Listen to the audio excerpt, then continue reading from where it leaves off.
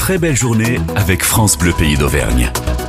Nous partons en balade ce matin à Mozat et c'est en compagnie de Christophe Barbeau. Bonjour Christophe. Oui, bonjour à tous. Mozat, c'est la commune que nous avons choisie ce matin sur France Bleu Pays d'Auvergne. Incontournable, lieu de passage absolument à ne pas manquer, l'abbaye romane de Mozat. C'est là où son président, ou plus exactement le président du club historique mozacois m'a convié. Lui, c'est Mathieu Perrona. Bonjour Mathieu. Oui, bonjour, merci d'être venu. Moi, je viens de vous parler d'une abbaye romane. Je me demande si j'ai pas fait une petite erreur parce que je vois une partie romane, je vois une partie gothique. C'est quoi cette originalité ? Oui, effectivement, vous avez raison, parce qu'il y a plusieurs styles architecturaux ici. On a une église qui est dépareillée. On a une nef romane, c'est-à-dire de la fin du XIe, début du XIIe siècle. Mais malheureusement, il y a eu des tremblements de terre dans les années 1450. Et donc, les moines ont dû reconstruire le chœur et le transept, c'est-à-dire la partie est de l'église, dans un nouveau style, le style gothique, et en utilisant la pierre de Volvic. Elle est superbe, cette église abbatiale. C'est un haut lieu de l'art roman auvergnat,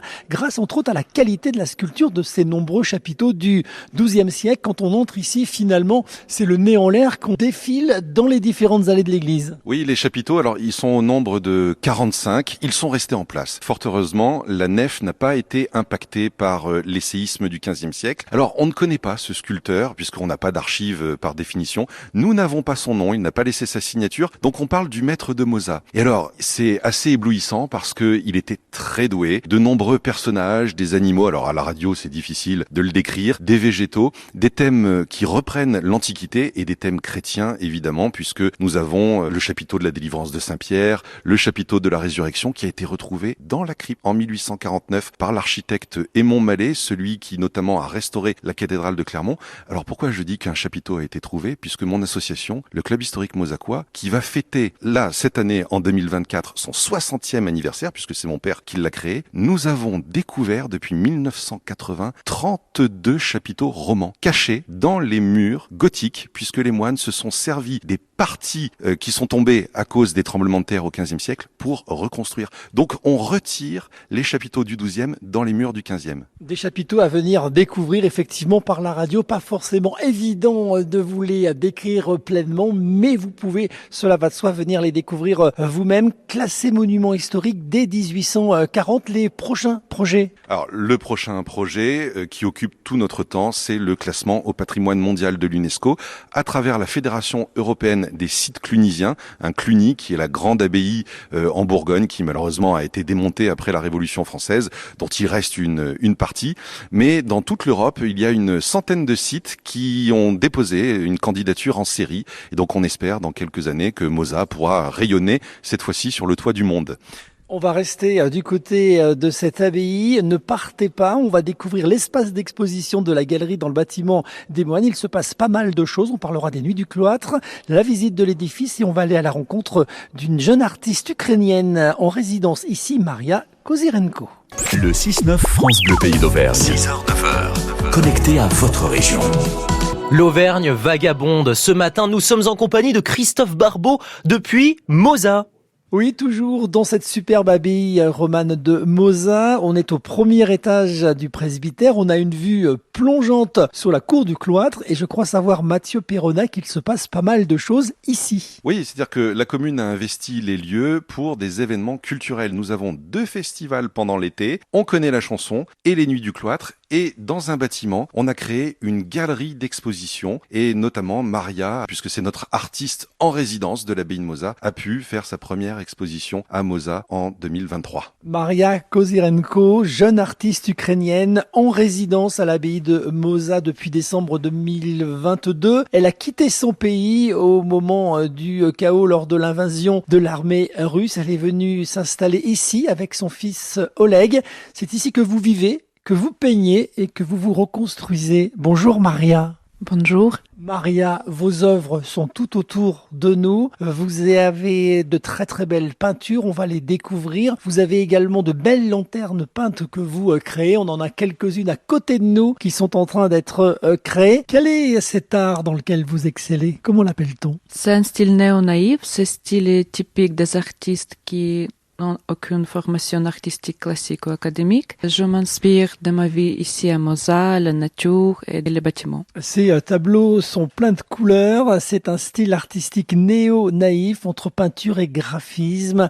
Sa technique préférée, on peut le signaler, pastel à l'huile et acrylique sur toile. Vous peignez aussi des lanternes. C'est une nouvelle passion pour vous. Ah oui, depuis l'été dernier, je peins les lanternes. J'utilise une peinture spéciale pour vitraux et une fois illuminées, elles dégagent une ambiance colorée. Vous pourrez les découvrir et c'est une belle idée d'objets décoratifs à placer chez vous. Maria Kozirenko, vous ne signez pas Maria, vos tableaux, mais vous mettez 2 petits points d'interrogation qui se regardent. Ça donne un cœur. 2 interrogations et mon cœur. Et votre cœur que vous mettez sur la toile. Je vais me retourner vers Mathieu Perrona. Je suis sûr qu'on a donné envie à celles et ceux qui nous écoutent de découvrir le talent de Maria Kozirenko. On fait comment pour voir les œuvres? Alors, vous allez tout simplement sur sa page Facebook. Alors, ça peut être aussi sur la page Facebook de la Galerie Abbaye de Moza, sur la page Facebook de la ville de Moza. On est aussi sur Instagram. Maria aussi, elle y est.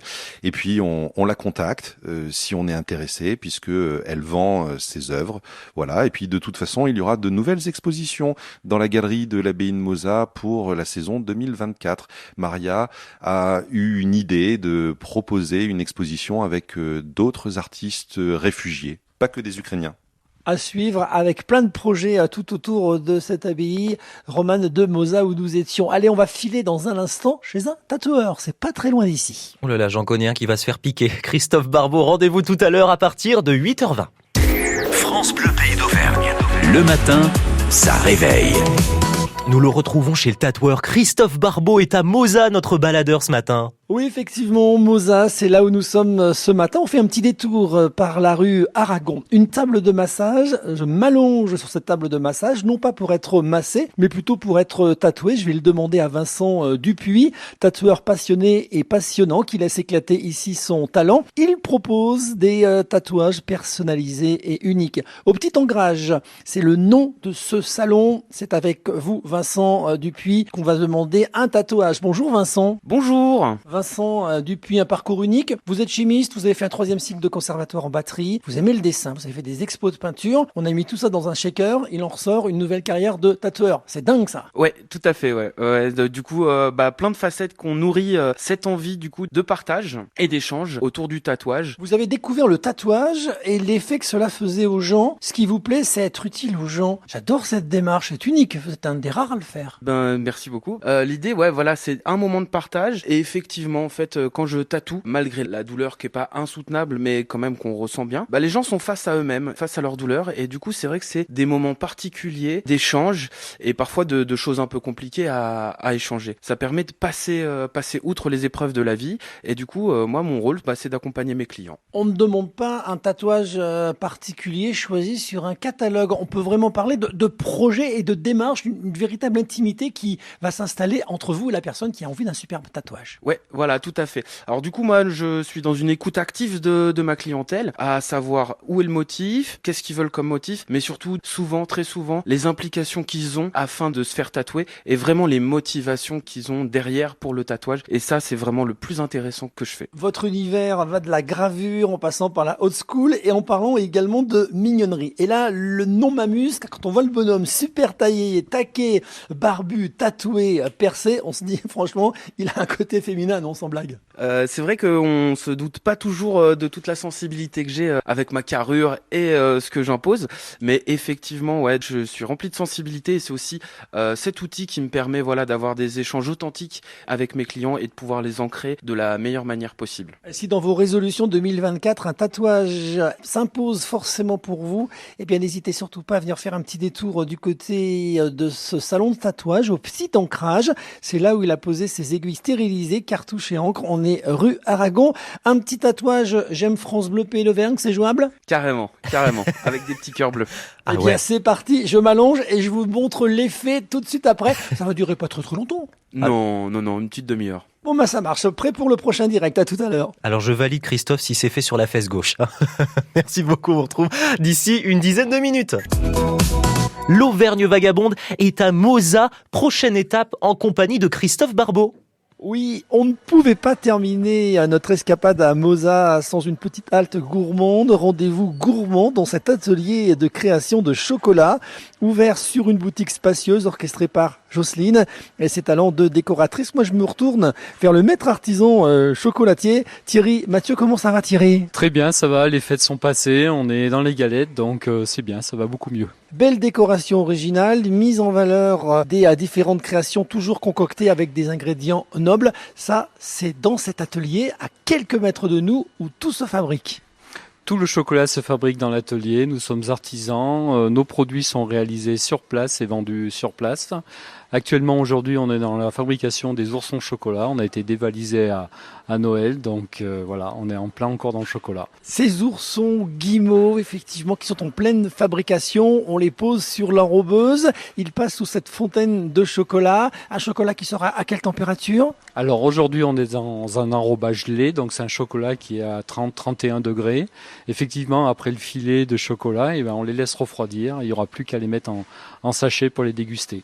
Ils sont prêts à être dégustés, à être dévorés. Ça ne reste jamais très longtemps, ça, sur la table ou dans le sachet, hein? Non, c'est vrai, ça reste pas très longtemps sur la table, même dans les voitures. On a un client qui même garde ses guimauves cachés dans sa voiture et je pense pas qu'ils arrivent jusqu'à sa table pour leurs enfants. Des desserts, des confiseries qui mêlent gourmandise et saveurs des produits régionaux. 100% Auvergne, c'est ici. Quelle est la spécialité de la maison? Alors, la grande spécialité de la maison, ce sont les muscadines Jean-de-Berry. Alors, c'est un bonbon de chocolat à base de praliné, de crème, enrobé dans un chocolat lait et roulé en sucre glace. Après, nous avons aussi les grignotins, qui sont une petite meringue café, nature et chocolat. Les larmes de verre Saint-Gétorix, plusieurs spécialités et marques déposées. Les volcans d'Auvergne, une tablette pure origine, les Ghana Noir Mexique. On trouve ça que chez vous? Que chez nous, oui, tout à fait. C'est une tablette unique. On a créé les moules sur deux chocolats d'origine différentes et on les trouve que chez nous. Les volcans d'Auvergne, le grignotage et l'Auvergnat. Alors ça, c'est un de mes petits coups de cœur également. Des créations humoristiques en chocolat. Ça, c'est votre idée aussi? Tout à fait, oui. Chaque année, on essaye de renouveler notre gamme et sur 2023 et 2024, on est sur le thème de l'Auvergne. Bon, l'épiphanie, c'était le week-end dernier. On joue les prolongations. On peut s'offrir de bonnes galettes tout au long du mois de janvier. Là aussi, elles demandent qu'à être dégustées, ces galettes des rois, là. Et oui, tout à fait. Il ne faut pas oublier que ce dimanche qui vient, ce sera le retour des rois. Donc, il faut encore déguster des galettes et bien sûr, même jusqu'à la fin du mois. Quelles fèves on trouve à l'intérieur? Il y a toujours les fabophiles qui sont à l'affût de tout ça. On a même trois belles collections, dont une qui est superbe, c'est sur le thème de la préhistoire, et les autres sont des petits animaux. Rendez-vous gourmand dans cet atelier de création du chocolat. Thierry Mathieu nous a reçus ce matin et va continuer de nous régaler, car si le reportage se termine, on va bien sur une petite dégustation, Thierry. Bien sûr, avec plaisir, il faut se faire plaisir, toujours. Bon, le devoir m'appelle. Merci Thierry de nous avoir reçus chez vous.